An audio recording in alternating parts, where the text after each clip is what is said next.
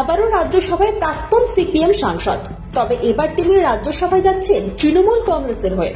এই মুহূর্তে তৃণমূল কংগ্রেসের শ্রমিক সংগঠনের দায়িত্বপ্রাপ্ত প্রাক্তন সিপিএম সাংসদ ঋতব্রত বন্দ্যোপাধ্যায়কে রাজ্যসভায় সাংসদ হিসেবে মনোনয়ন দেওয়ার সিদ্ধান্ত ঘোষণা করেছে তৃণমূলের রাজ্যসভার সাংসদ পদ থেকে সম্প্রতি পদত্যাগ করেন জহর সরকার।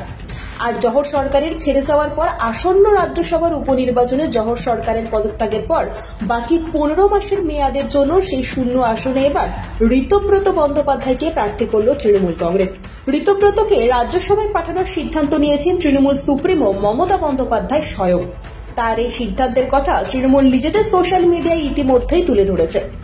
একই সঙ্গে রাজ্যসভার সাংসদ হিসেবে দলের তরফে ঋতব্রতকে শুভেচ্ছাও জানানো হয়েছে। ঋতব্রত বন্দ্যোপাধ্যায় এর আগে 2014 থেকে 2020 পর্যন্ত সিপিএম এর হয়ে রাজ্যসভার সাংসদ ছিলেন।